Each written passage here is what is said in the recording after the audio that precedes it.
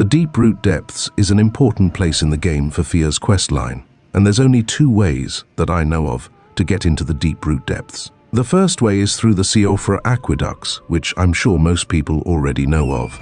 To get here, in case you don't know, you need to just head straight northeast from the ancestral Woods Grace. There'll be a few jellyfish that'll guide your way to the Grace.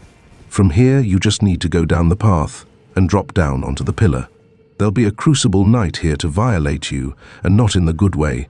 Mine's already dead, because I'm freakier than him. But there'll also be another one at the top of the waterfall. Again, I was much freakier than him.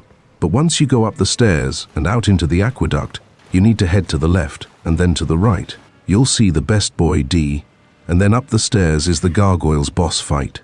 Mine are dead, but they're also eager to violate you. After the body fight though, you can head to the waterfall and hop in the coffin and enjoy a nice cutscene that FromSoft is so fond of.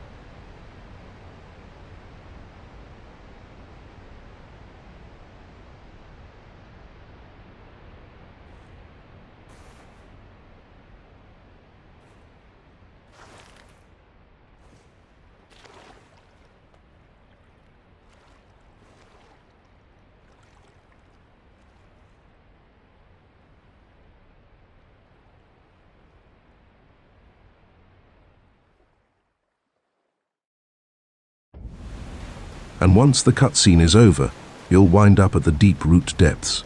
Very cool. This is probably the easiest way to get here, but if you didn't touch Ranni's questline, and if you simply don't want to do the wrong warp skip, there's another way. Unfortunately, it involves going through the Subterranean shunning grounds. Fucking yay. Now, I hate this area, and it's for that reason I'll show you a skip. From the underground roadside Grace, go out of the room, and head to the left. I won't show you how to open this giant gate, I'm sorry, but do that yourself. Anyway, go through the gate, then go through the door on the right. Be careful when you drop down to the lower level on the left. From here, you just need to go down the stairs and hop onto the window directly in front of the door. This part is very tricky, but move to the right and jump into the wall just off the edge. Once you land on the pillar, just roll into the elevator. There's a chance you'll slide off instead of landing on the pillar, but it's still by far the easiest way to get down to the Forsaken Depths. Once down here, just make your way down into the cathedral. Inside will be a Moog boss fight. This is quite annoying, because of the small room you have to fight him in. But Moog isn't that hard of a boss, and he's not even as hard as the Shardbearer Moog in the Dynasty, so it shouldn't be a problem for anyone that has a decent build going for them. Now, if you hit the altar will move and reveal a path down into the Frenzied Flame prescription. You have to make your way down the coffins in order to actually get to the bottom though. Just drop down to the third wooden beam and head down into the room. There'll be a neat merchant playing the best song in the game, but head to the right and drop down onto the coffin below. Run and jump on the coffin in front of you, then jump onto the coffin against the wall below you. Turn around and jump onto the coffin below you once more, then turn back towards the wall and jump onto that coffin. Once here, just look to the left and jump onto that coffin. You might need to charge your jump by jumping and holding the sprint button, then jumping onto the coffin. After that, just jump down onto the one below you. Then jump onto the coffin to your right. It's best if you get to the one below it, but if you don't, it doesn't matter too much, because you just need to drop down to the one to the right again anyway. Then once on this one, Just turn to the left once more and jump onto the final coffin. When you're down here, you just need to walk down the stairs to your left all the way to the bottom, ignoring the hostile merchant.